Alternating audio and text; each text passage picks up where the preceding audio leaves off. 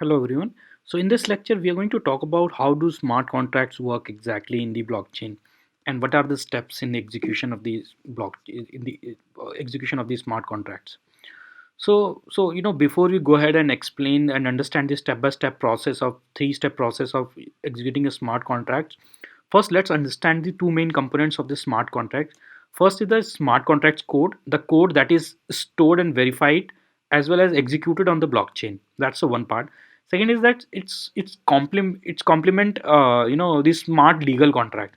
It can be the same textual contract which has a clear cut the technical understanding between the two parties, where the terms are being written in the human language or in English or whatever language they want to use. So it's a kind of a the it's a use of the smart contract code that can be used as a complement or a substitute of the legal contracts, right? That can also be possible because that's a legal contract in form of a programming language, right? So that can also be done. So these are the two main parts, and then let's talk about the step by step process. The first part for actually creating and working the smart contract is the coding. So code is exactly what goes into the smart contract, right? You have to write the code like a C language program or a Java program or another JavaScript program, where you will be writing the code in the text format in the programming language.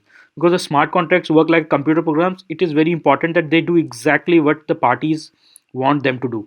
It should not happen that there is a bug in the program, and then when it is distributed on the network or in the blockchain, it is very hard to revoke that access and stop execution of the particular the contract. So that's very difficult and challenging.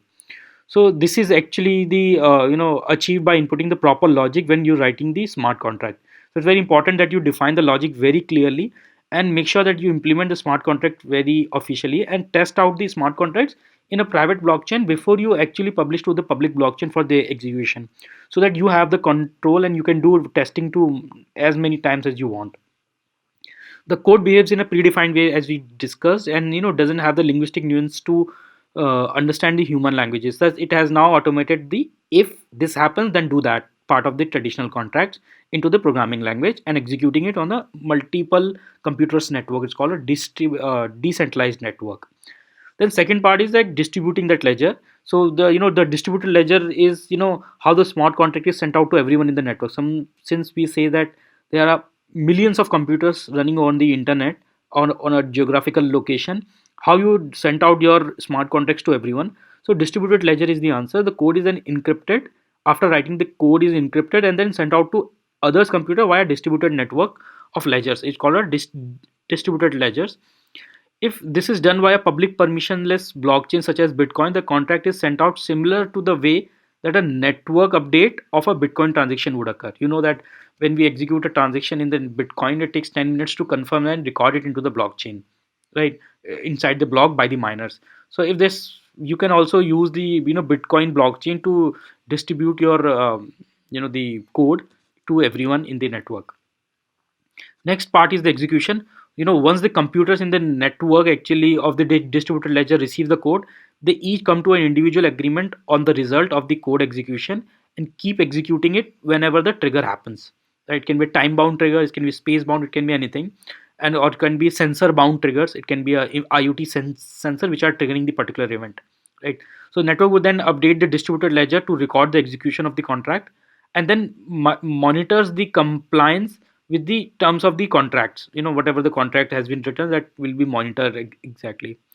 In this type of system, the single party manipulation is avoided, as you know that since it's running on the blockchain, you know hacking everyone's computer is impossible. So it is considered as safe and secure, right? So control over the execution of the smart contract is no longer possible because execution is no longer in the hands of the single party.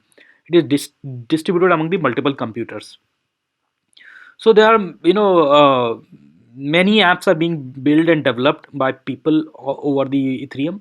So Ethereum platform is very new. It's a 1.5 year old now, right? So you are actually have a tons of possibilities to build your application and roll out the product into the market as a SaaS or whatever app you want. So finance, real estate, and insurance are the main industries where these applications are actually disrupting the how the technologies are being used, right? Insurance example can be, let's say, the IoT devices fitted inside the car. If something happens, that the let's say overspeeding or something like that, that the penalty must be put on the person, right, by actually charging him more for the insurance, right? That can be implemented using the smart contracts and the decentralized technology. Okay, so that's it for this lecture. If you have any questions, please ask. Thank you.